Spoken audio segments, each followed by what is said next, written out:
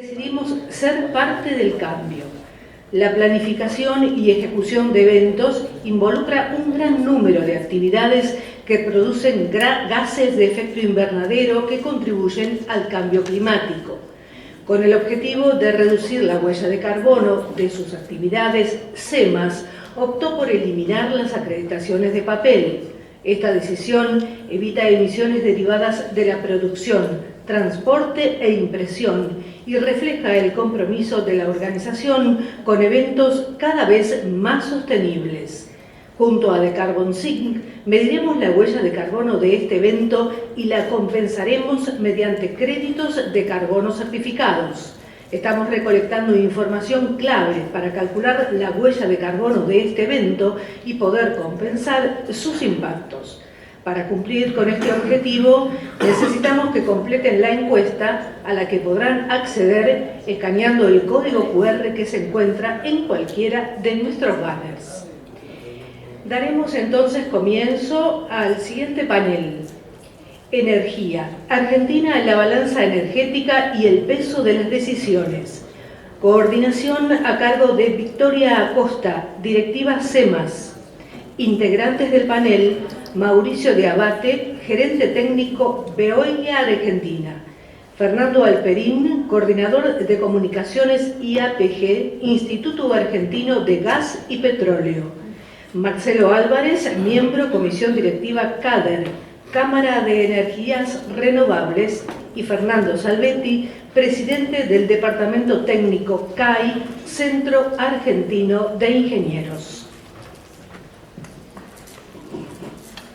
Bueno, muchas gracias. Buenas tardes para todos. Vamos a dar inicio a este panel que, como bien decía la señorita, se va a llamar Argentina en la balanza energética y el peso de las decisiones. Antes de empezar, les voy a presentar a quienes nos acompañan hoy. Fernando Salvetti. Fernando es un profesional con extensa experiencia en el rubro energético en el país y Latinoamérica, habiendo ocupado posiciones directivas en YPF, Tecpetrol, Pecom Energía, Petrobras y TGS. Es ingeniero electromecánico por la UBA y magíster en Administración de Empresas por el IAE. Realizó estudios de Supply Chain y Logística en la Penn State University y es consultor en distintas áreas como planeamiento estratégico, estrategia empresarial, energía y gas y petróleo. Es presidente del Departamento Técnico y de la Comisión de Energía del Centro Argentino de Ingenieros. Voy a estar representando al Centro Argentino de Ingenieros. Es miembro de la Comisión de Energía del Consejo Profesional de Ingeniería Mecánica y Electricista y miembro de las comisiones de Producción y Desarrollo de Reservas de Eficiencia Energética del Instituto Argentino del Petróleo y del Gas. Hablando del Instituto Argentino del Petróleo y del Gas, también nos acompaña Fernando Alperín, que él pertenece al IAPG y de 2013 es coordinador del Plan de Comunicaciones de la Industria de Hidrocarburos. También coordina las áreas de educación, sustentabilidad y transiciones energéticas. También nos acompaña Mauricio de Abate, es ingeniero electrónico egresado de la Universidad Nacional de Córdoba y actualmente se desempeña como gerente técnico y de operaciones en Veolia Argentina y Uruguay. Trabaja en la compañía desde hace más de 20 años, asumiendo posiciones de creciente responsabilidad en distintas áreas de la empresa. Mauricio es un sólido profesional especializado en gestión de proyectos y de generación y cogeneración de energía y en operación y mantenimiento de instalaciones industriales. También nos acompaña Marcelo Álvarez. Marcelo ha trabajado en el sector de la energía solar por 40 años. Fue investigador de la UBA y en Oxford Books University, ¿le dije bien? Fue director regional LATAM en Solarex, BP Solar y Total Energies. 3 veces presidente electo de CADER, hoy coordina la Comisión de Generación Solar Fotovoltaica, es secretario y cofundador de Global Solar Council, donde es secretario reelecto y coordinador de Task Force LATAM. Actualmente es director de Coral Energía. Bueno, muchas gracias de nuevo a los 4 por participar. Bueno, hoy nuestro país, les cuento un poco cómo pensamos un poco la conversación del día de hoy. Partimos de la base de que nuestro país hoy está atravesando un momento clave. Contamos con recursos abundantes, fósiles y renovables. Tenemos una demanda creciente, ya todos lo sabemos, y una creciente presión internacional para poder cumplir las distintas metas a las que nos hemos comprometido como país. Así que bueno, hoy junto con los panelistas vamos a abordar la conversación desde 3 puntos de vista. Por un lado vamos a hablar del marco global y aprendizaje que maneja la experiencia internacional. Vamos a hablar sobre qué desafíos enfrenta la energía en infraestructura y regulación. Y también vamos a tratar de abordar cómo podemos transformar la transición energética en un motor de desarrollo y competitividad. Bueno, ahora sí, muchas gracias de nuevo. Vamos a empezar. Fernando, Salvetti, vamos a empezar por vos. Este año, a principio de año, no sé si recuerdan, en la península ibérica se sufrió un gran apagón, fue etapa de todos los diarios, así que queríamos empezar rescatando un poco esa anécdota. Así que Fernando, no sé si nos puedes contar un poco qué nos deja ese episodio como aprendizaje para el mundo en general y la energía en particular, en términos de equilibrio entre seguridad energética, transición y diversificación de la matriz. Buenas tardes, gracias Victoria por la invitación para ser parte de este panel.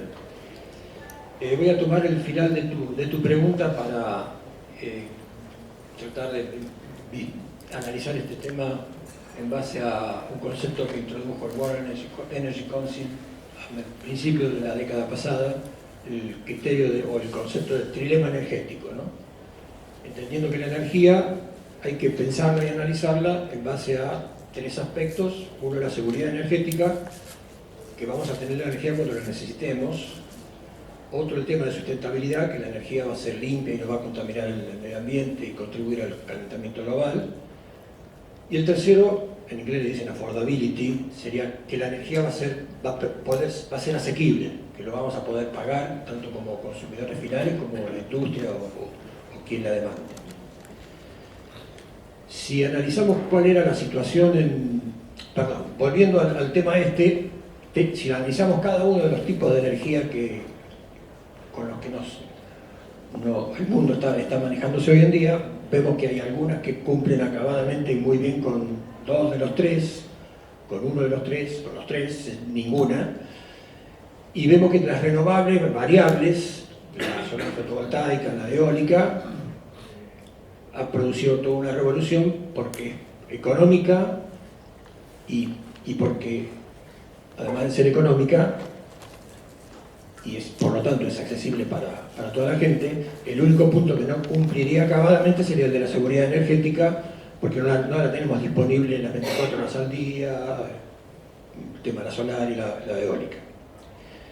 Adicionalmente hay un aspecto de las renovables, cuando las comparamos contra las tradicionales central térmicas, central hidroeléctrica o nuclear, que no tienen esa capacidad la inercia propia de una gran masa rotando, que permite a las redes tener un efecto de amortiguación ante fluctuaciones y ante problemas que puedan aparecer.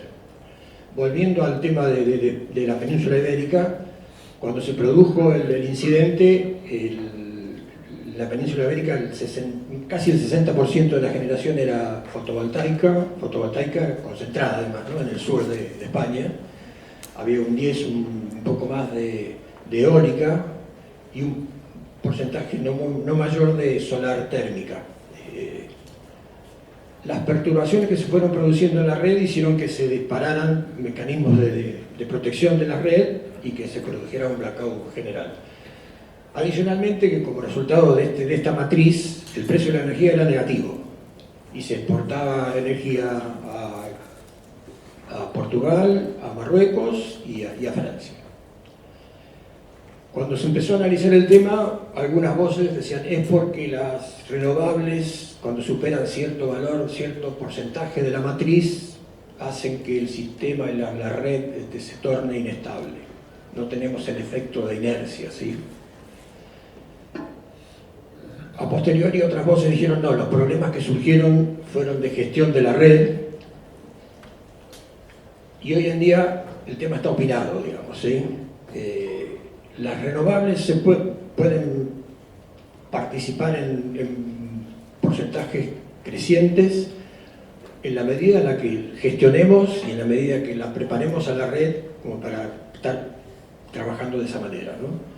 No olvidemos que las renovables se insertan en unas matrices energéticas en las cuales teníamos una gran participación de térmica, de hidroeléctrica, donde teníamos un sistema que permitía gestionar de una determinada forma las redes, y que si vamos a un esquema en el cual más del 50% va a ser renovable variable, bueno, hay que pensarlo este tema, ¿no? Hay que manejarlo, ¿no? No sé si respondí la pregunta, me extendí en demasiado. No, después si los minutos nos sobran un poquito, vamos a poder abrir preguntas también al público. Pero por mí quedó muy claro, muchas gracias. Marcelo, siguiendo con las energías renovables, contanos por favor cómo pueden contribuir no solamente a la transición energética, sino también al desarrollo federal, al fortalecimiento de las cadenas de valor. Muchas gracias. Si me permitís, me cuelgo de la respuesta de él un minuto, porque estuvimos discutiendo, fue interesante, en Múnich hicimos una declaración del Global Solar Council por el apagón español. Y estaba la Asociación Española dando cuenta. Todavía no se sabía el motivo, aún hoy todavía no está terminado el peritaje, y la duda en España, hay una grieta automática a la Argentina entre el PSOE y el PP, el Partido Popular y el Partido Socialista. El Partido Socialista es pro-renovables, no importa qué; el Partido Popular es anti-renovables, no importa qué. No hay argumentos reales, en más verdad y fake news de todos los casos. Y nosotros tenemos el desafío de no comernos al caníbal, porque salir a desmentir algo que todavía no teníamos evidencia de qué había pasado era un tema. El español decía, si esperamos al fin de la auditoría para desmentirlo, la opinión pública ya firmó su opinión, entonces vamos a salir a decir algo que nadie va a escuchar. Y el desafío era qué salimos a decir que sea cierto y que no sea un prejuicio de un lado o del otro. Perdón. Que no sean prejuicios de un lado o del otro. Bueno, para hacerles cortos, lo que terminamos haciendo fue diciendo lo que para nosotros es una verdad de perogrullo, pero que ponía las cosas en el centro de la escena. La responsabilidad de la estabilidad de la red es de la red, es de redes eléctricas, en el caso de la camisa española, no de los generadores. Todos los generadores renovables, solares y eólicos cumplieron con todo el protocolo de conexión que tenía que cumplir técnicamente, y adicionalmente a eso hicimos la declaración desde Intersolar Múnich un día que estábamos inyectando más energía renovable que el día del corte, para mostrar que el mito de la cantidad de energía era que simplemente eso había provocado la salida. Ahora, las redes que van a tener menos reserva sincrónica y que van a tener más fuentes variables necesitan ser modificadas. No se puede alegremente inyectarle más fuentes variables sin más. Entonces, no hay que buscar un monstruo.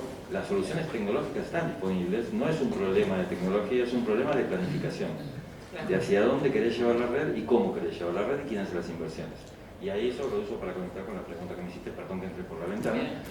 En términos de transición, a mí me gustaría compartir como disparador, después lo vamos viendo juntos, algo que estábamos charlando antes de la mesa. Hay un estudio de Naciones Unidas para el Desarrollo de hace 2 años que hizo un escenario, 3 escenarios para Argentina. Uno, business as usual, un tendencial, proyección de lo que estamos haciendo ahora; otro, intensivo en gas y solo lo que no se puede hacer con gas con renovables; y un tercero, intensivo en renovables y solo lo que no se puede hacer con renovables con gas. Y las conclusiones fueron, para no aburrirlos mucho con lo rápido, y hay muchas hipótesis y cosas para discutir, que después si quieren las preguntas lo vemos. Las conclusiones fueron que renovables eran, en términos de, respecto siempre del tendencial, 10 veces más limpias que gas, el doble de barata en términos de reducción que el gas, y que generaba casi 10 veces más trabajo local, sin cadena de valor local, importando todo, y 11 veces si se hace con cadena de valor local parcial. Con esto lo que quiero decirles es, si uno lee el informe, la pregunta que saldría de ustedes automáticamente es si es más limpia, es más barata y genera más empleo, porque no vamos más rápido. Implícito ese estudio se hizo con la tasa de interés de América Latina, el promedio de América Latina. Y Argentina, no hablemos de hoy, no sé ni qué está pasando ahora, pero en los últimos 2 meses no es una referencia, pero Argentina tiene en general entre el doble y el triple para los proyectos de inversión de capital intensivo de renovables el costo financiero que Brasil o Chile, no comparándonos con Alemania, sino que Brasil y Chile. Entonces, el camino para poder ir más rápido es tener financiamiento adecuado.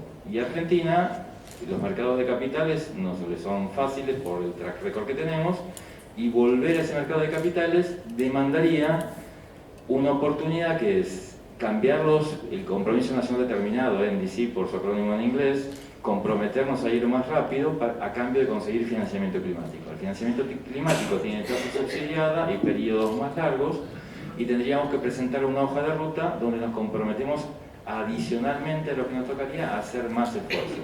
A diferencia de Europa, que tuvo que sacrificar empleo y poner dinero para poder hacer ese esfuerzo desde hace 20 años, Argentina, entrando ahora, tendría una oportunidad de bajar costo, generar empleo, diversificar y sobre todo, y cedo para después para mis compañeros, prevenir dos problemas, porque en general cuando se habla de emisiones en Argentina somos el 0,7% del global, ok, no movemos la aguja. Ahora, en términos de emisiones per cápita, estamos 60% arriba de la media de América Latina. Y los dos indicadores que van a ser lactosos del siglo XXI para las exportaciones primarias y secundarias de Argentina son huella de carbono e intensidad energética. La huella de carbono me va a medir cuán limpio o sucia es mi generación, la intensidad energética cuán eficiente soy. Si quiero prevenir eso, porque estoy corriendo de atrás respecto de mis competidores regionales, cuanto más tardan en hacerlo, más caro es. Entonces, si no lo hago por responsabilidad transgeneracional, que debería alcanzar para la toma de decisiones, hagámoslo porque es negocio. Muy claro, muchas gracias. Bueno, Fernando, Vaca Muerta vino a cambiar la realidad energética argentina en muy poco tiempo. ¿Se puede extraer alguna lección de todo este proceso? Bueno, seguramente se pueden extraer montones de lecciones. Vaca Muerta quizás haya sido la mejor noticia de todo el país que falto de buena parte del mundial y qué sé yo, en los últimos años. No se olviden que veníamos de una situación muy difícil con una demanda energética creciente, especialmente lo que era gas, y un declino que uno puede tratar de pensar en cuestiones políticas, que si PF era estatal, que si no, que si el Repsol invertía. La verdad es que un poquito más del pico para acá o para allá, el declino iba a ocurrir porque es un recurso no renovable y nosotros estamos, digamos, de nuestras 5 cuencas productivas, la última, que es la última que empezamos a desarrollar, que es la cuenca austral, ya tiene más de 70 años de producción. Entonces, bueno, sifón de soda, ¿no? Al principio sale mucha soda, después empieza a agitar lo que yo. Por eso somos aparte expertos en manejo de yacimientos maduros. Bueno, aparece ahí Vaca Muerta, no es que aparece Vaca Muerta, recordarán que Vaca Muerta se describe en el año 29, 30, pero aparece la posibilidad de desarrollar Vaca Muerta.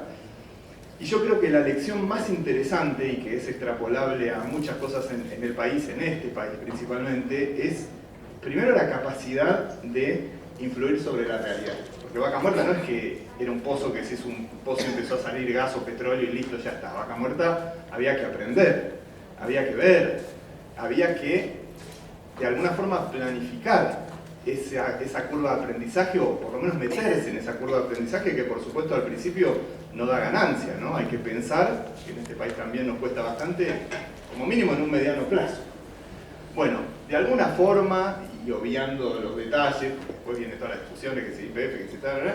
Pero de alguna manera hubo una intencionalidad de convertir esa oportunidad compleja, difícil, estaba la experiencia de Estados Unidos, no mucho más en el mundo, y se hizo, y se bancó esa curva de aprendizaje, y hoy la verdad es que Vaca Muerta es el 60, y creo que estábamos en el 62, 63% del gas de la Argentina. Recuerden que la matriz energética argentina, la mitad gas, y el 63% de ese gas viene de no convencionales, más que nada Vaca Muerta, algo también de TAI que se había empezado a desarrollar antes, pero bueno, no convencional también, y el 64% del petróleo. O sea, imagínense hoy apagar esa canilla, o sea, todo ese hidrocarburo posiblemente la mayor parte habría que estar importándolo, no hace falta que les diga los dólares que necesitaríamos y demás. Entonces, yo creo que la idea de que uno puede aprovechar una oportunidad, en este caso un recurso estratégico como son los hidrocarburos, más para nuestra matriz, que está formada hoy todavía en un 85% son hidrocarburos, planificar a los tumbos, no sé qué, intencionalmente meterse con eso y cambiar realmente la realidad. O sea, veníamos de qué vamos a hacer el año que viene, estamos gastando miles de millones de dólares en importaciones de gas y de repente estamos pensando cómo licuar el gas para exportarlo, ¿no? Entonces yo creo que la primera lección es esa, más en un país como la Argentina, que vivimos a la defensiva. Dale, todos nosotros estamos viendo cómo llegamos a fin de mes, o sea, da muy poco tiempo para planificar y decir, bueno, voy a ir para acá, ¿no? Y fíjense ustedes cómo en estos años, desde el 11, 12, 13 hasta hoy, hubo gobiernos de colores muy diferentes, absolutamente opuestos, pero Vaca Muerta no se discute la necesidad de desarrollarla. No es que, bueno, viene tal gobierno de tal color político, vamos a desarrollar Vaca Muerta, y viene el otro y dice, no, Vaca Muerta, digo, en Colombia, yo he participado, los colombianos discuten desde hace ya no sé cuántos años si desarrollan sus recursos no convencionales o no, y estaban medio en eso, cambió el gobierno, vino uno que dijo, no, nosotros vamos a hacer renovables, nada de fractura hidráulica, qué sé yo. Bueno, acá no pasó eso, acá nadie discute la importancia y la necesidad de Vaca Muerta. Entonces yo rescato como lección más importante, extrapolable quizás a un montón de cosas, la necesidad de planificar. Fue una aguja en un pajar, porque si uno piensa cuánto podríamos haber desarrollado hasta ahora más del potencial de Vaca Muerta si hubiéramos planificado otras cosas, infraestructura, reducción de costos, bueno, no, eso va medio a los tumbos, ¿no? Qué sé yo. Pero bueno, ahí hubo una oportunidad, se decidió ir por esa oportunidad, no era una oportunidad sencilla, requería una curva de aprendizaje que llevó años, se hizo de alguna forma y hoy es la mayor. Hoy estamos, como les digo, pensando en lugar de qué vamos a hacer en el medio, de dónde vamos a cargar, estamos pensando en cómo licuarlo. Cómo venderlo. Muy bien. ¿Cuánto camino recorrido en poco tiempo, Sí, pues si uno piensa, creo que el plan piloto de IPF con Chevron fue en 2013. 12 años, no es nada para ver cambiado. Qué bárbaro. Bueno, gracias, Fer. Vamos a hablar ahora unos minutos, aunque sea, de los consumidores de toda esta energía, ¿no? Hablamos un poco de energías renovables, de lo que sucedió en otros países, de Vaca Muerta. Ahora vamos a hablar, aunque sea unos minutos, de los grandes consumidores, ¿no? Mauricio y yo somos compañeros de trabajo en Veolia. Hago un breve paréntesis. Veolia, compañía francesa que trabaja en lo que tiene que ver con la gestión de agua, residuos y energía. Ofrecemos soluciones en esos tres ámbitos. Y en lo que tiene que ver con energía, trabajamos con instalaciones de gran envergadura, ¿no? Consumidores que son realmente complejos. Así que bueno, contanos, Mauricio, si te parece, qué herramientas están en boga para asegurar la eficiencia y la sostenibilidad energética. Bueno, Vicky, voy a tratar de representar a la demanda, ¿no? Es un poco pretencioso lo mío, pero vamos a por lo menos un punto. En cuanto a lo que es la demanda, siempre tratamos de dividir todas las soluciones en dos partes, que una es tecnológica y otra es operativa. Oportunidades tenemos en ambos puntos, pero con realidades bien distintas, ¿no? En las oportunidades tecnológicas tenemos un backlog de proyectos muy grandes porque Argentina, con estos vaivenes, invertir en tecnología, con payback, que la energía necesita plazo, nos da un contexto que siempre estamos preparados. Entonces, los proyectos de mediana gran envergadura hoy tienen un grado de madurez que a lo mejor hace años atrás no lo tenían. La estrategia nuestra es estar preparados porque Argentina siempre trata de darnos algunas ventanas, algunas puertas y es el momento para tomarlas. Estos saltos que realmente nos encantaría que sean programados con otra realidad, creo que es el resultado de la adaptación al medio nuestro. Esta es nuestra realidad, es una respuesta adaptativa que bueno, poco a poco llegamos a este tipo de soluciones, pero la realidad es que las propuestas, los proyectos, las oportunidades están. Esa es la sensación, más que la sensación, la realidad, en donde acomodando la macro, los costos de capital, realmente nos permitimos cubrir casi todo el abanico de la demanda para mejorar la eficiencia. La eficiencia no solamente con consumos menores, sino también con recuperación de energía. La recuperación de energía térmica creo que es una oportunidad interna que tenemos grande, que pareciera ser que son soluciones que estamos hablando del futuro y la realidad es, no hay que hacer tantos kilómetros ya lamentablemente, pero yendo a Brasil, Uruguay o Chile, ya están con un grado de madurez en este tipo de soluciones que realmente nos deja un poco relegados. Pero bueno, tenemos la ventaja de empezar a no inventar la rueda y en tomar esas ventajas que al final del día nos van a hacer más competitivos, ¿no? Ahora, del lado de la operación o del lado de las oportunidades operativas, las oportunidades son menores. Siempre son menores, pero quizás es la sumatoria de un montón de pequeñas cosas que pueden permitirnos mejorar la eficiencia con instalaciones que ya tienen un piso o un techo ya determinado por la tecnología. En eso, hoy la digitalización, el acceso a la red, a la conectividad de todos los puntos de demanda, realmente nos ha mejorado, ¿no? Realmente tenemos un plus desde la operación. Ni siquiera les cuento los pasos que se están dando a nivel de inteligencia artificial en cuanto a las oportunidades operativas o el manejo de grandes volúmenes de información, ¿no? Creo que el mayor desafío que tenemos es cómo agregarle valor a la gran cantidad de información que se genera desde la demanda, ¿no? Las curvas de demanda las podemos medir por minuto, por segundo, integral. Bueno, es un gran volumen de información que se está generando a través del uso de la energía, en donde las oportunidades vienen en cómo adecuar la necesidad de energía con la generación de la energía in situ. Un poco esa es la estrategia que insisto, no tenemos que pensar hoy en dar saltos cuantitativos o tecnológicos muy grandes, sino que están a la mano. Los casos de éxito en Latinoamérica surgieron acá en Argentina.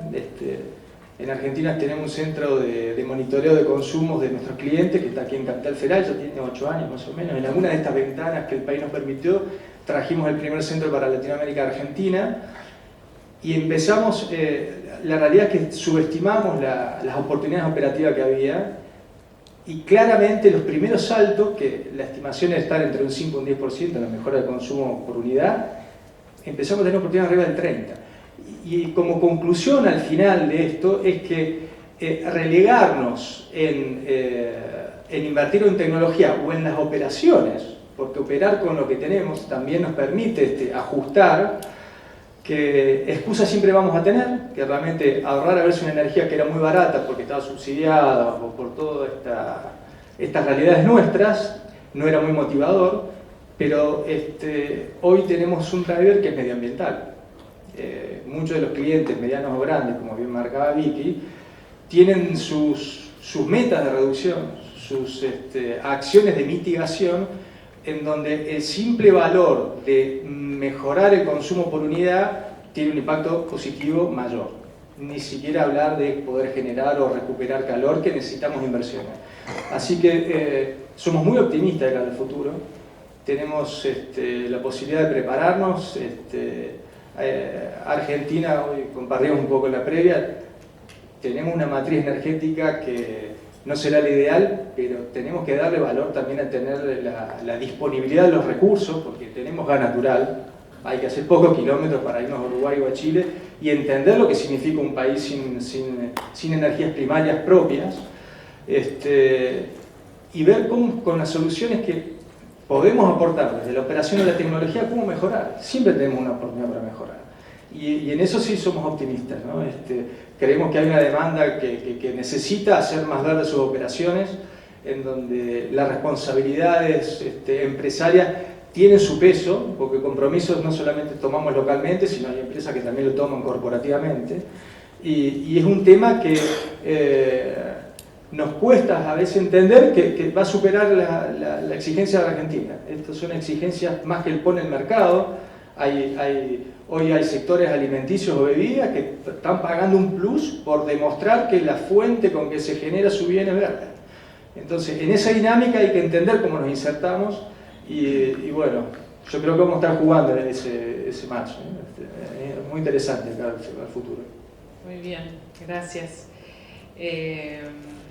Fernando, quiero retomar un tema que venías mencionando, que se venía mencionando sobre este trilema energético, ¿no? O sea, tenemos que asegurarnos la seguridad, la equidad, la sustentabilidad. ¿Cómo está hoy Argentina parada en este trilema? ¿Cuál sería nuestra pata más débil, la más fuerte? Bien. Empecemos por analizo las tres patas y hago un comentario de cada uno. Bien. Empecemos por la asequibilidad o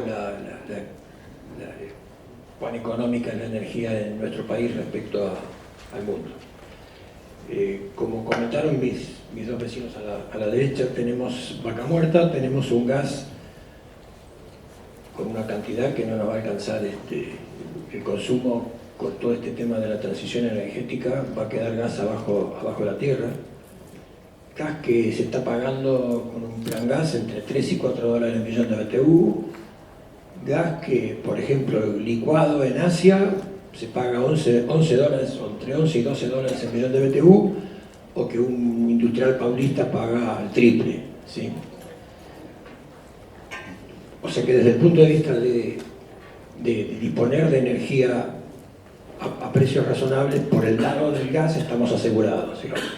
Por el lado de renovables, entiendo de que los valores también son valores razonables. Tenemos un gran problema que está relacionado con esto y con la seguridad energética, que el país no ha hecho inversiones en transmisión de energía eléctrica durante años. El tema ha sido levantado, hay planes, hay resoluciones de la Secretaría de Energía donde está detallado todas las inversiones que hay que hacer. Hay una primera inversión en un proyecto AMBA 1 para permitir que el conjunto del Buenos Aires y el Gran Buenos Aires no esté jugado siempre en los veranos, ¿no es cierto? Y a su vez que se pueda inyectar eólica desde el sur de la provincia de Buenos Aires. O sea que por el lado de la seguridad, creo que una de las grandes debilidades es las inversiones de infraestructura en transporte de energía eléctrica. Se está avanzando mucho en los proyectos para viabilizar, liberar el potencial de Vaca Muerta tanto en gas como en petróleo. Hay proyectos ejecutados, proyectos en ejecución, así que por ese lado estamos asegurados.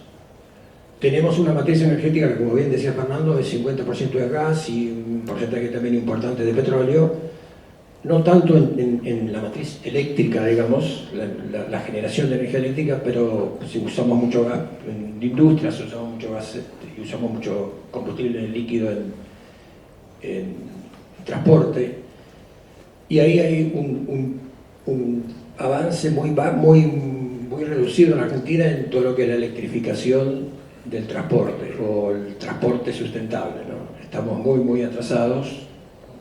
Se están haciendo algunos avances en algunas provincias, Córdoba tiene algo, en la ciudad de Buenos Aires, pero estamos relativamente atrasados en ese tema, ¿no? Muy bien. Y Marcelo, ¿vos cómo ves el tema de la falta de inversión en infraestructura para la transmisión que comentaba Fernando, y digamos, qué decisiones regulatorias tal vez son necesarias para poder impulsarlo? ¿Cómo lo ven ustedes desde la Cámara? Coincido con el diagnóstico de Fernando, y no solamente coincido, sino que hoy la principal restricción para crecer en penetración de renovables es la disponibilidad de redes de alta tensión. Ahora, esa falta de disponibilidad de redes de alta tensión tiene que ver con la falta de inversión de los últimos 30 años, por poner un número arbitrario, podemos decir hace 40. Y tiene que ver también con la falta de modelo de desarrollo discutido como país, porque las redes, no cualquier ampliación es lo mismo. O sea, uno tiene que saber hacia dónde quiere desarrollarse, cómo quiere desarrollarse, cuál quiere que sea su matriz eléctrica y de energía primaria en 20 años para tomar decisiones de infraestructura. Hoy, por ejemplo, supongamos que se acordara por la razón que fuere, las multilaterales le han ofrecido al presente gobierno financiar parte de la infraestructura que hace falta, y el gobierno rechazó diciendo que eso no lo tenía que hacer el Estado, sino que tenían que ser los privados. Para mí se disparó en el pie, porque si le va bien no va a tener infraestructura para poder crecer económicamente, con independencia de lo ideológico. No estoy metiéndome en lo ideológico para saber si está bien o mal, sino que va a tener una restricción fuerte de crecimiento por no tener infraestructura de transporte. Entre tanto, las renovables, tanto en el sector minero, tanto en el sector minero como en el sector de generación distribuida, tienen oportunidades muy fuertes para los próximos años. Asumiendo que se arregla la discusión del modelo de país, el modelo de la infraestructura asociada, si nos vamos a integrar eléctricamente con la región o no, si nos vamos hacia adentro o hacia afuera, todas esas inversiones, asumiendo que todo eso estuviera resuelto, llevan 4 años, entre que licito la obra, la adjudico, genero el contrato y se construye, lleva 4 años siendo optimista. Entonces, en esos 4 años, distribuida me refiero no solamente a la generación de autoconsumo con venta de excedente eventual, sino las redes de distribución, que tienen mucha capacidad de transporte disponible en las provincias, permitirían que las provincias generen empleo local y pymes locales para hacer ese tipo de plantas medianas, no plantas grandes, y podríamos copiar la experiencia de Brasil. Brasil, en solar solamente, está adicionando por mes 1.2 gigas nuevos, entre generación distribuida residencial, comercial e industrial. Para que tengan referencia, si un 1.2 gigas por mes es mucho o es poco, Argentina, de solar acumulado histórico, todos juntos, son 2 gigas. Genera más de 1.100.000 empleos solamente en el sector solar. ¿Cuánto, perdón? 1.100.000 empleos solamente en el sector solar directo. Y todos esos, el 90% de esos son pymes, porque las grandes son las que hacen parques utility scale, como el que yo trabajo en Argentina. La generación distribuida genera mucho empleo pyme de empresas estaduales. Entonces, en lo macro tenemos que planear la matriz energética y planear qué modelo de país. Es la primera vez que las transformaciones del sector energético, no solamente en Argentina, sino en el mundo, son como resultado de una externalidad. Las otras sustituciones tecnológicas fueron producto de tenía un combustible mejor, más abundante, más barato, las tres cosas. Esta vez es una externalidad, es una restricción desde afuera que viene a cambiar el modelo, porque si seguimos emitiendo carbono, la mayor parte del sector científico internacional está de acuerdo, podemos discutir la dualidad, pero no discutir el fondo del tema, más allá de algún negacionismo de moda. Todos estamos de acuerdo que tenemos que salir de eso, y ese ya no es una mera transformación tecnológica, es un cambio de paradigma. Y el cambio de paradigma tiene que ver con cómo consumimos, cómo producimos y cómo generamos la energía asociada a ese modelo de producción. Y no es simplemente cambiar una tecnología más sucia por una tecnología más limpia, es planear eso. A las tecnologías más limpias y nuevas las queremos pasar por un corset de cómo administrábamos las energías en el siglo pasado. El sistema marginalista, que fue fantástico, fue el mejor por lo menos para gestionar la energía despachable, muestra problemas para gestionar, como pasó con la guerra de Ucrania y como pasó con la pandemia, para gestionar fuentes variables. El que la última máquina fije el precio es razonable en fuentes despachables, no es razonable en fuentes variables. España estuvo pagando $420 el megavatio hora de solar, que estaba diseñado para ser vendido a 25, 26, básicamente porque el sistema marginalista lo sostenía así. La gente se quería comer a las empresas renovables españolas, y con razón. Gestionar tecnologías que tienen características de borde distintas demandan un sistema distinto. Y tenemos que pensar entre todos, es un sistema que excede a Argentina. Argentina además tiene la adicionalidad que no piensa qué país quiere ser. Y tenemos, esto ya es una posición particular mía, no tiene nada que ver con la Cámara, tenemos en los vaivenes políticos partidarios históricamente un tipo de cambio para la industria y después un tipo de cambio para el campo, y no somos ni una cosa ni la otra, y no consolidamos ni una cosa ni la otra. Entonces no tenemos un modelo de país al que nos vamos acercando progresivamente. Con esa ausencia tampoco tenemos un modelo energético asociado hacia donde queremos ir. ¿Cuántos desafíos de infraestructura, ¿no? Entonces, ahora, a ver, ¿cómo ves vos el tema de los desafíos de infraestructura ahora en lo que tiene que ver con el oil and gas, ¿no? ¿Cuáles son los proyectos más importantes? Bueno, ¿Una buena noticia? No, sí, uno los puede mencionar, se los puede mencionar, la mayoría los debe conocer, pero de nuevo digo, escuchándolo a Fernando, escuchándolo a Marcelo, cómo otra vez aparece la planificación, salir de este modo defensivo. Y estamos hablando de energía, pero digo, es aplicable a todo que tenemos en el país, ¿no? De ir emparchando, ¿no? Y qué importante es planificar. En el caso de lo que es hidrocarburos, a ver, todo esto esto que les voy a mencionar, que como insisto, seguramente lo conocen, son obras de infraestructura importantes, pero que tampoco surgen, yo diría, de una planificación de país, digamos, de sentarse a planificar el país. Tiene que ver con que, bueno, como decía Fernando, hay mucho gas en vaca muerta, mucho petróleo, en algún momento vamos a dejar de usarlos, una parte importante va a quedar enterrada. Nosotros en el instituto decimos, bueno, el petróleo y el gas nunca se van a terminar. ¿Cómo? No, porque se van a dejar de usar y se van a cambiar por otras fuentes. Y el ejemplo es que el hombre no terminó la edad de piedra cuando se acabaron las piedras, ¿no? Bueno, entonces, parecido.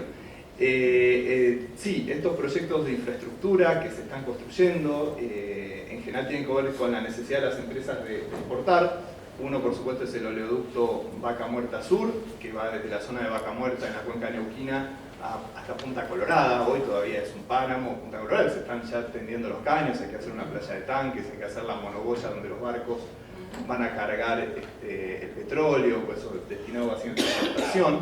Es una obra muy importante, va a más que duplicar la capacidad de transporte que tiene hoy el petróleo de la cuenca neuquina.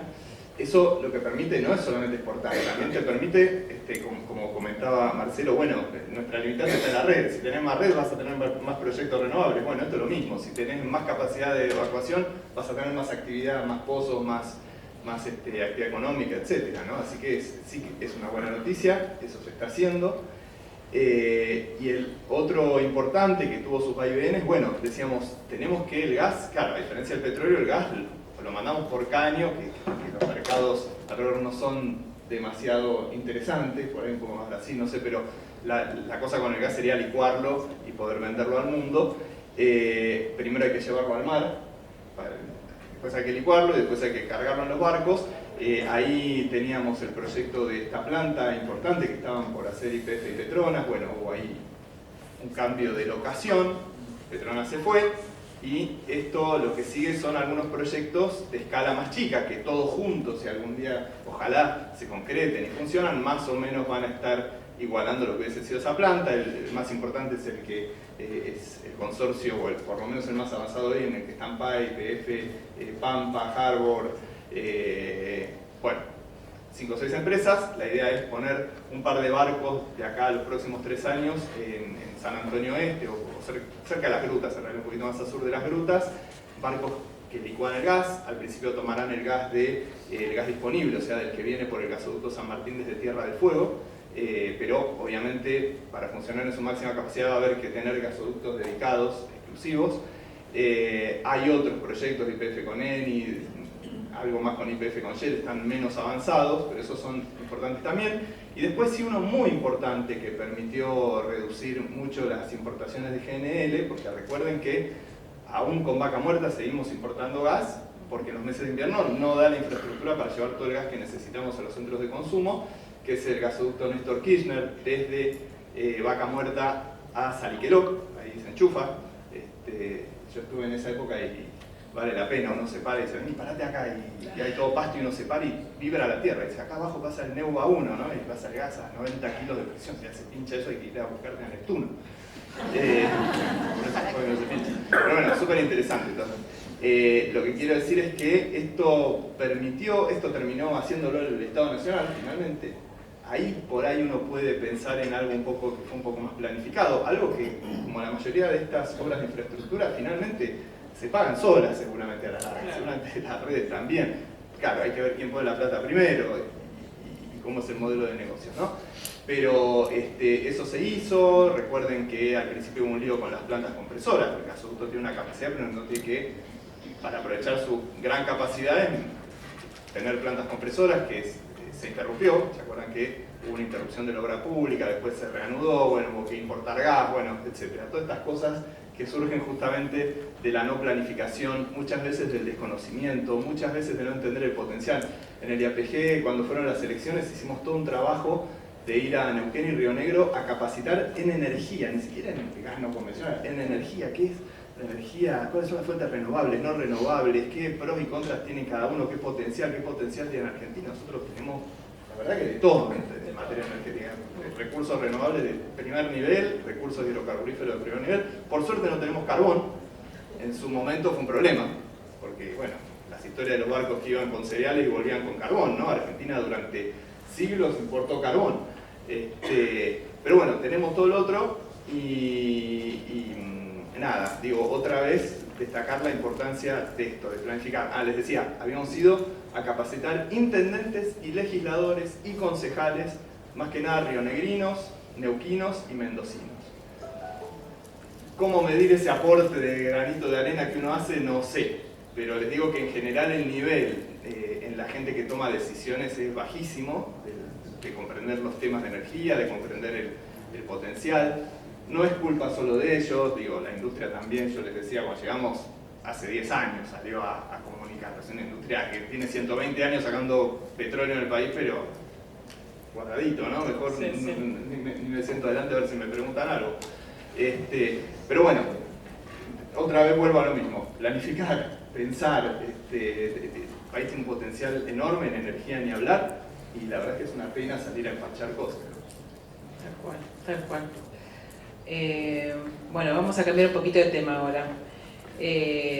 Mauricio, Veolia tiene experiencia en proyectos de valorización de residuos y biogás, ¿no? Hablábamos hace un rato que Veolia trabaja en lo que tiene que ver con agua, residuos y energía. Cuando hablamos de residuos hablamos de la gestión sustentable, ¿no? De todo lo que son los desechos.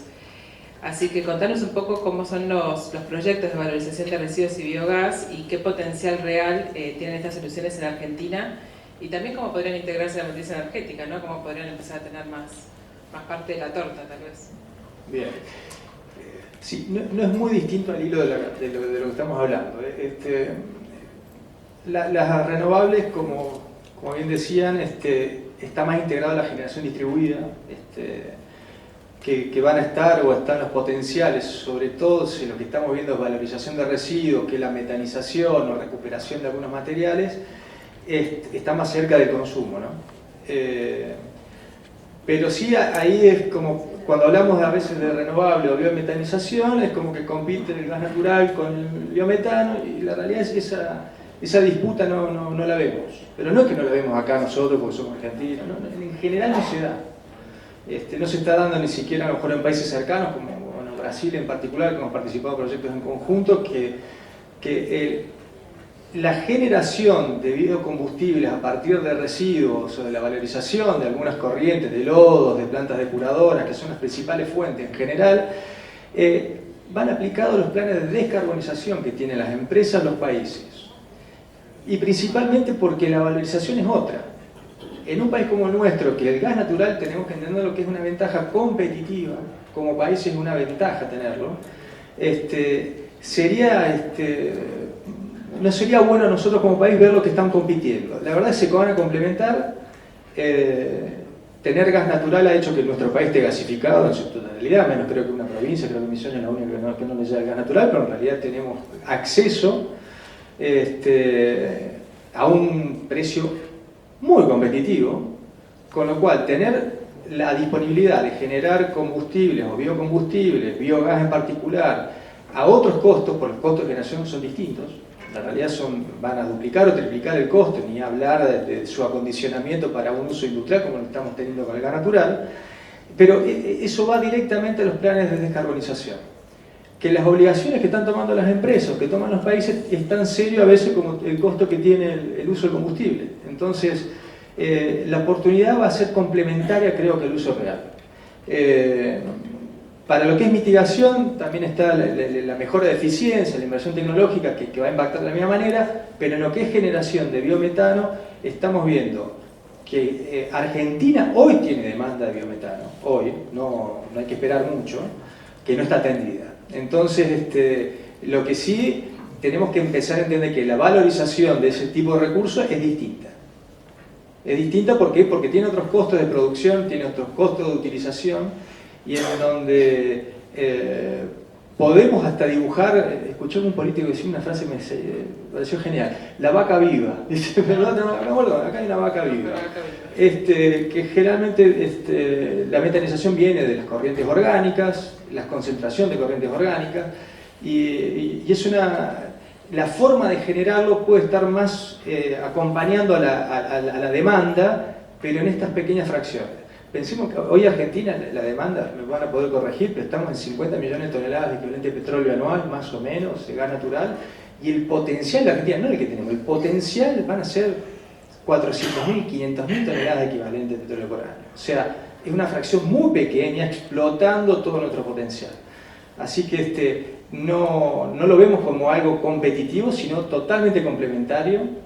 La descarbonización a partir de este tipo de combustible tiene alto impacto en la descarbonización, bajo en el costo, porque estamos reemplazando un combustible más barato, muy competitivo. Entonces, la demanda va a estar más que por el costo, va a estar por cumplir las metas ambientales que tenemos en particular, y hay que afrontarlas también, ¿no? Creo que parte de la responsabilidad va a ser darle el lugar y el espacio que también este tipo de energía se merece, ¿no? Muy bien, bien. La vaca viva me divirtió. Sí, fue muy bien. Fernando, volviendo un poco al contexto global, ¿no? Hoy en día tan marcado por las tensiones geopolíticas, ¿no? Por la guerra entre Ucrania y Rusia. ¿Cómo debería la Argentina posicionarse para no quedar expuesta en términos de seguridad energética? Bien. Creo que la lejanía la lejanía que muchas veces nos juega en contra, en este sentido geopolíticamente nos juega a favor, ¿no? Sumado al potencial que tenemos, tanto en energía, en hidrocarburos, como en potencial de renovables, el potencial solar y el potencial eólico que tenemos es impresionante, de la mejor calidad a nivel del mundo. Creo que en términos de seguridad energética, lo único que necesitamos es, como bien se dijo en este panel, planificar y que alguien y el que sea haga las obras de infraestructura. Si es a través de un privado, si el AMBA uno se hace con estampillado y cada usuario pone, seguramente lo que va a poner va a ser menos que los impuestos municipales que hay en la factura de gas, porque cada municipio nos quiere cobrar algo y el adicional que vamos a estar pagando va a ser mínimo. La verdad que desde el punto de vista de seguridad energética, Argentina está bien, digamos. Si pasamos lo que pasamos importando miles de millones de dólares, es todo fruto de nuestra incapacidad para liberar el potencial que tenemos. Muy bien.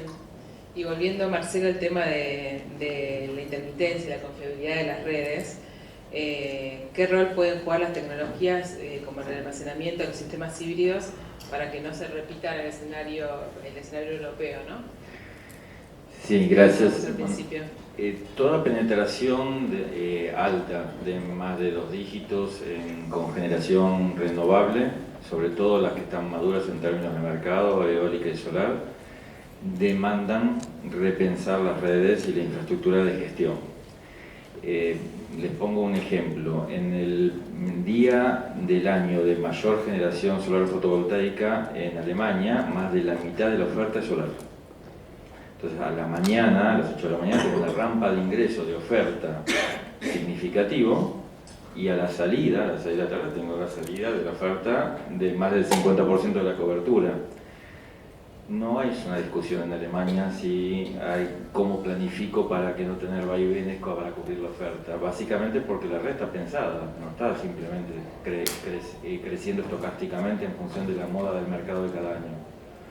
Entonces, el almacenamiento va a modificarse mucho. Hoy las baterías estacionarias son de litio porque tienen mayor densidad energética, y los chinos para exportarlas les conviene exportar litio.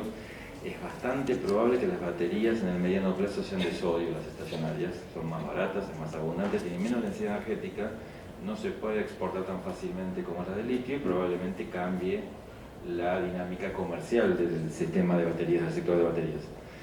Las baterías estacionarias tienen una curva de aprendizaje parecida a la de los módulos fotovoltaicos. En los últimos 10 años cayeron 10 veces de precio.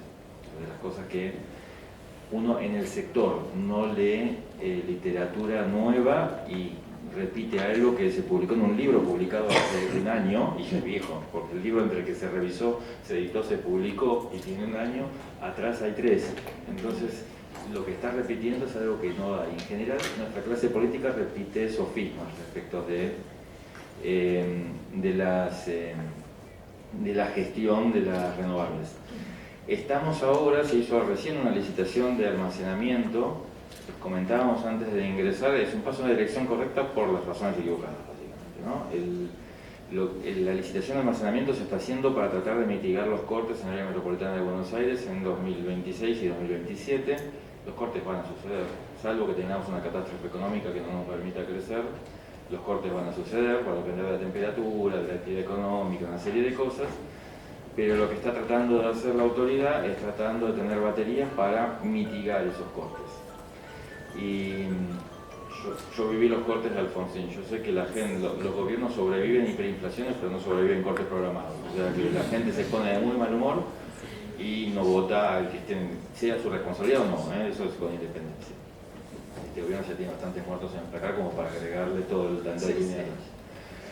Con resumen de todo esto es, Chile es el que está liderando el mercado de almacenamiento regional y de vuelta lo está haciendo por las razones equivocadas. ¿Qué le pasó a Chile? Tuvo problemas de éxito. La generación distribuida que reemplazó buena parte de sistemas más caros y más contaminantes inyectaban en el mediodía solar mucha energía y el anillo norte de Chile con el sur tienen una conexión que no es tan robusta y que tiene tanta capacidad para atraer los parques solares del norte de las mineras e inyectar al área metropolitana de Santiago. Resultado de esto que pasó, tenían sobreproducción, empezaron a tener pérdidas de inyección en el norte de los parques grandes y empezó a hacerles más barato poner baterías para almacenarlo, gestionarlo e inyectarlo más tarde que perderlo. Entonces hay un montón de baterías en Chile, producto no de la planificación, no de la anticipación, sino de tratar de compensar un problema. Va a pasar lo mismo en Brasil el año que viene. Argentina tiene la oportunidad de aprender de los errores del prójimo, es la forma más barata de aprender de todos, tratando de evitar tener el aprendizaje demasiado lento, ¿no? Yo siempre, a mí me gusta contar, de tu mano que es casi redondeo, pero me gusta contar e ilustrar por lo menos mi punto de vista y hacerlo gráfico con un auditorio que debe ser heterogéneo respecto del problema que estamos atravesando y las conductas humanas con las que lo enfrentamos. Y eso atribuye en mi caso, a una fábula de Tarquino 550 a.C. Era conocido como Tarquino el Soberbio, siempre digo que no era porteño porque todavía no existíamos, pero el tipo dice que se encuentra con una viejita que tenía 9 papiros de enrollados y le dice: ¿qué tienes ahí? La viejita le dice: es la sabiduría universal. ¿Quieres comprar por 3 monedas de oro?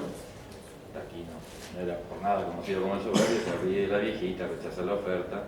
La viejita toma 3 de los papiros y entre la sorpresa de Tarquino los quema. Y dice: ¿querés comprar los 6 que quedan por 6 monedas de oro? Tarquino dice: lo compré antes porque voy a comprar ahora, menos por más caro.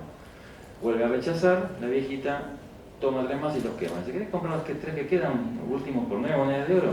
Tarquino dice: si esta vieja loca está diciendo algo que es valioso y yo por una moneda de oro no estoy perdiendo una oportunidad. Dice la fábula que Tarquino compró esos papiros y se convirtieron en los oráculos sibelinos del posterior Imperio Romano. Esa parte de la fábula no es la que me interesa destacar. La parte de la fábula que me interesa destacar es que Tarquino esperó y pagó el triple por un tercio. A partir de su soberbia y desconocimiento, tomó decisiones lentas a partir de pensar que algo más iba a pasar. Muy bueno, buen cierre. Fernando, ¿cómo ve la industria del oil and gas, toda esta transición, todo esto de lo que estuvimos hablando durante este panel? ¿Cómo la industria del oil and gas puede acompañar esta transición y qué papel juega Vaca Muerta, ¿no?, en ese equilibrio? Bueno, acá estoy complicado porque somos los malos de esta parte nosotros. Pero, no, bueno, es un ejercicio que en la Comisión de Transiciones Energéticas hemos tratado de hacer muchas veces. O sea, que tenemos para decir nosotros sobre la transición energética, que somos los que emitimos. Amén de que somos hoy el 80 y pico % de la matriz, casi el 90%, algo tendríamos que poder decir. No veo un problema, y acá me sumo a lo que decía Fernando, de seguridad energética, porque otra vez tenemos recursos hidrocarburos, renovables de primer nivel y como decía Fernando, no es que sea imposible, que la estupidez de quienes planifican, bueno, de hecho hay corte de luz a veces. Pero ¿cómo acompañamos nosotros esa transición? A ver, uno tiene que ensayar alguna respuesta. Como les digo, somos los malos, algo bueno tenemos que tener. La realidad es que el problema de las emisiones y el cambio climático es un problema que hoy no tiene una solución inmediata, ¿no es cierto? Es como esos problemas de la humanidad, no sé, cuando fue, bueno, la mayoría de los que están acá se deben acordar del efecto I2K, que venía el 2000 y que iban a caerse el sistema financiero porque las computadoras no estaban preparadas, el doble cero era el 1900, no el 2000, y iba a ser un desastre, los aviones iban a chocar en el aire. Bueno, no pasó, se trabajó en sistemas que yo tuve una resolución más drástica, más concreta.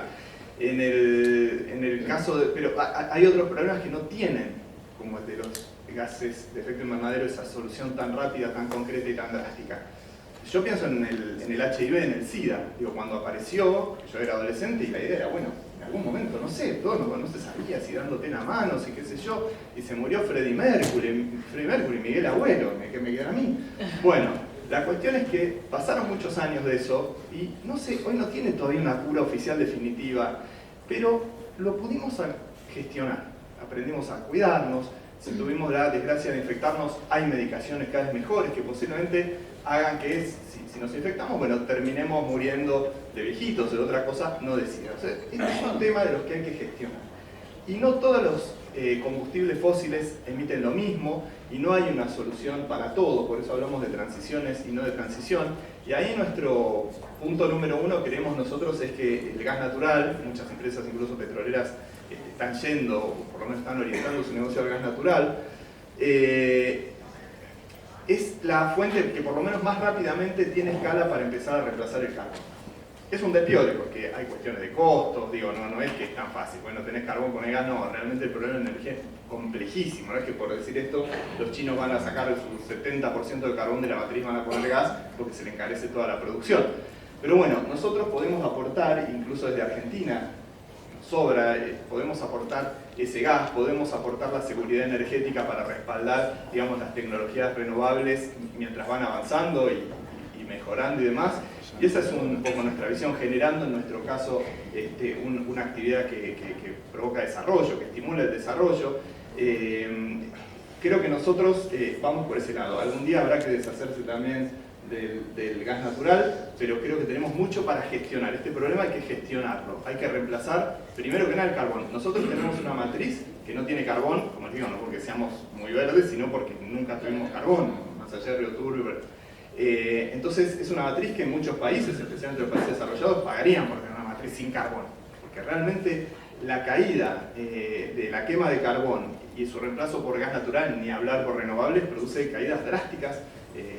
Estados Unidos es un caso, ¿no? En los gases de efecto invernadero. Creo que ese es nuestro papel en este momento. Como les digo, algún día será el momento de apagar el gas, pero todavía en este trabajo de gestionar y de no quedarnos con la idea de que nos vamos a morir todos por el cambio climático, bueno, veamos cómo lo gestionamos. No lo podemos resolver ya.